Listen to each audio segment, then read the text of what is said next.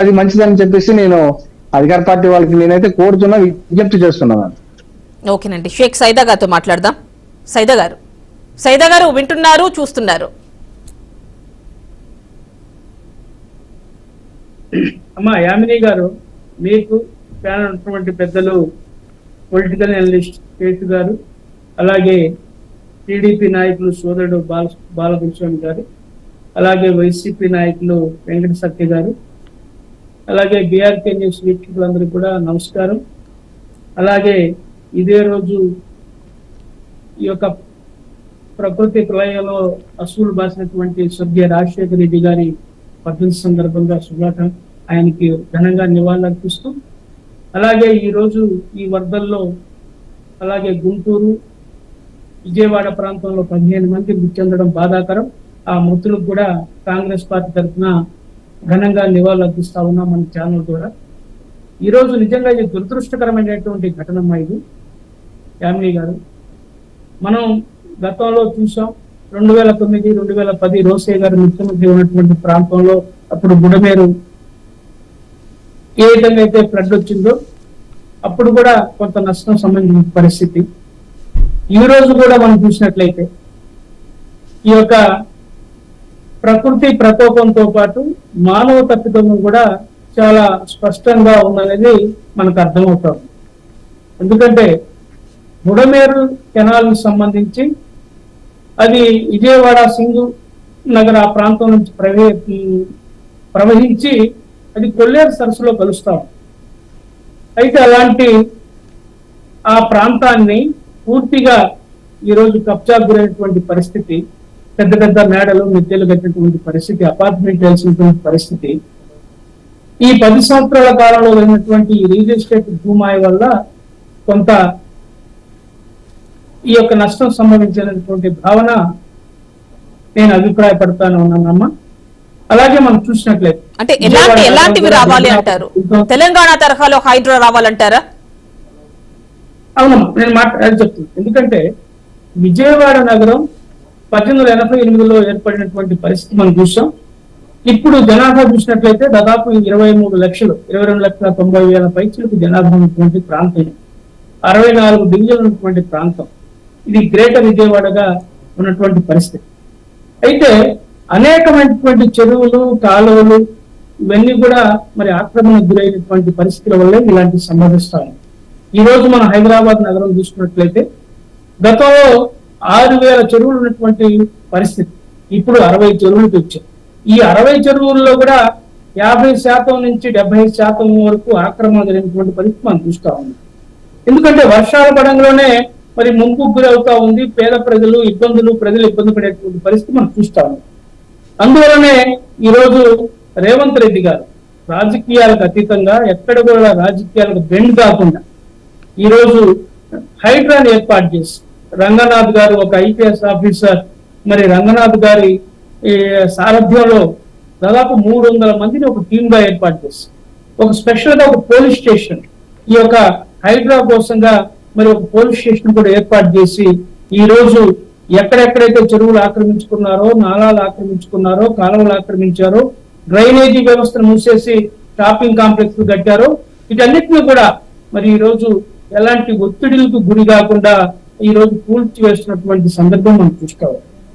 అయితే ఈ రోజు ఆంధ్రప్రదేశ్ లో, ఎందుకంటే ఉమ్మడి ఆంధ్రప్రదేశ్ లో బిగ్గెస్ట్ సెకండ్ సిటీ ఏదంటే విజయవాడ, హైదరాబాద్ తర్వాత విజయవాడ. మరి దాదాపు 23 లక్షల జనాభా ఉన్నటువంటి విజయవాడ వర్షం పడిందంటే నిన్న 17 సెంటీమీటర్ల వర్షం నమోదైంది. తర్వాత బుడమేరు ఈ వాగు ప్రవహించడం వల్ల ఈ రెండు కూడా, అంటే అక్కడ వాగు ప్రవహించడంతో పాటు విజయవాడ సిటీలో ఒక 17% వర్షపాతం నమోదు, అలాగే గుంటూరులో 16% వర్షపాతం నమోదు కావడం వల్ల ఇలాంటి దుర్ఘటన సంభవించింది. 15 మంది ప్రాణాలు కోల్పోయేటువంటి పరిస్థితి వచ్చింది. అయితే ముందస్తు చర్యలు చేపట్టడంలో కొంత మేరకు, ఎందుకంటే ఈ రోజు మనం చూస్తున్నాం వెదర్ రిపోర్ట్ ఈ రోజుకు అప్డేట్ గా వస్తా ఉంది, ముందుగానే హెచ్చరికలు వస్తా ఉన్నాయి.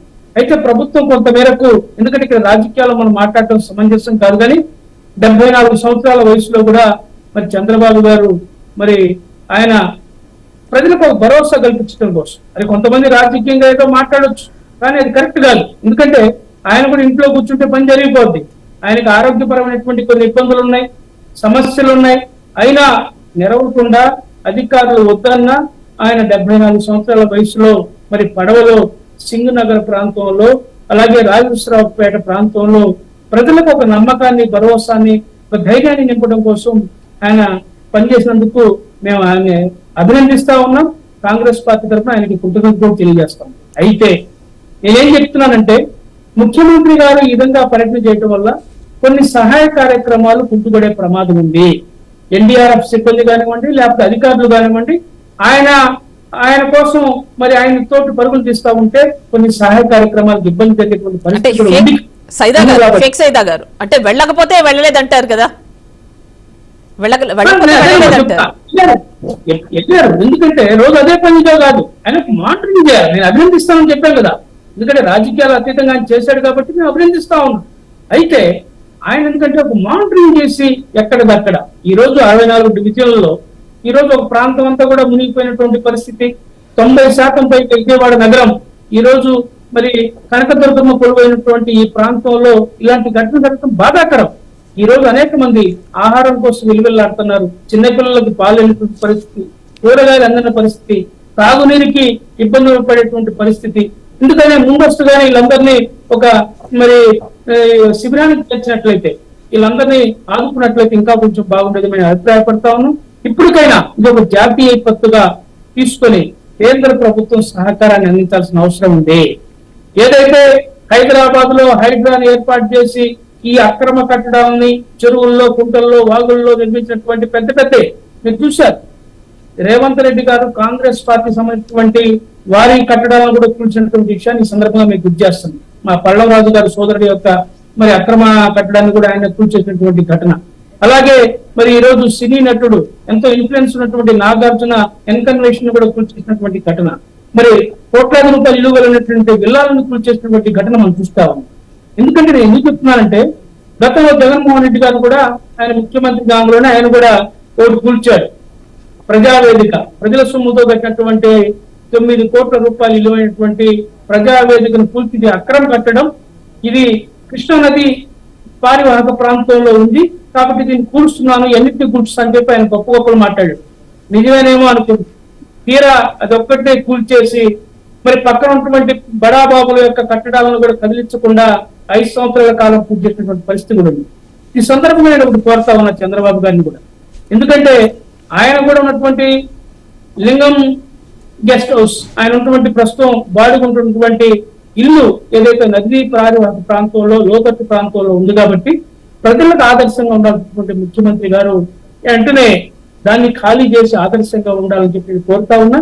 ఏదైతే ఆ బడాబాబులు కరకట్ట ప్రాంతం, ఎందుకంటే ఒక పేదవాడు గురి చేసుకుంటే అధికారులు వేస్తా ఉన్నారు. జగన్మోహన్ రెడ్డి గారు తన ప్యాలెస్ చుట్టుపక్కల ఉన్నటువంటి పేదల ఇళ్లను కూడా లేపేసి పెద్ద పెద్ద రోడ్లు నిర్మించుకున్నాడు మనం చూసాం.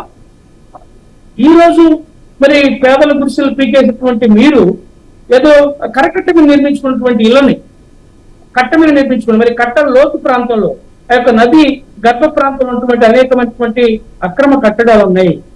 మీరు ఏదైతే రేవంత్ రెడ్డి గారు చేసిన విధంగానే, కాంగ్రెస్ పార్టీ తెలంగాణ ప్రభుత్వం చేసినటువంటి విధంగానే ఈ రాష్ట్రంలో ఉన్నటువంటి అనేక నగరాల్లో, అనేక మున్సిపాలిటీల్లో, అనేక మేజర్ పంచాయతీలు అనేకమైనటువంటి కబ్జాలు జరిగిపోయాయి.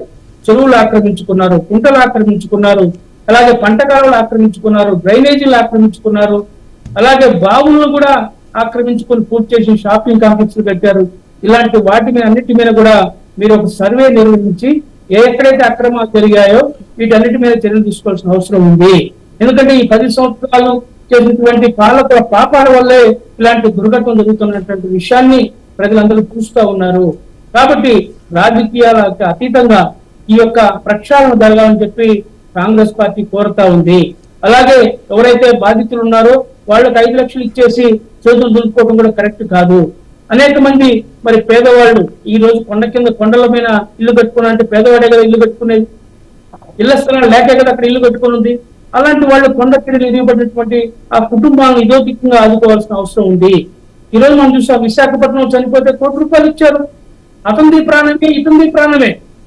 అయితే ఇలాంటి ఎక్కువ వ్యత్యాసాలు లేకుండా కనీసం ఒక 5 లక్షల రూపాయలు ప్రతి కుటుంబానికి ఇవ్వాలని చెప్పి కూడా మీ ద్వారా కాంగ్రెస్ పార్టీ డిమాండ్ చేస్తా ఉంది యామిని గారు. ఓకేనండి, ఒక్కసారి అనలిస్ట్ శేషు గారితో మాట్లాడదాం. శేషు గారు తప్పు ఎవరిది అంటారంటే, మీరు చూస్తున్నారు ప్రకృతి విపత్తు అనుకోవాలా, లేకపోతే మిస్ మేనేజ్మెంట్ అనుకోవాలా, లేదంటే మాజీ సీఎం జగన్మోహన్ రెడ్డి చేస్తున్నటువంటి ఆరోపణల ప్రకారం కరకట్ట మీద ఇప్పుడున్నటువంటి సీఎం చంద్రబాబు నాయుడు ఇంట్లోకి నీరు వెళ్లకుండా చేసేందుకే బుడమేరు గేట్లు ఎత్తారనుకోవాలా? అందరికీ నమస్కారం.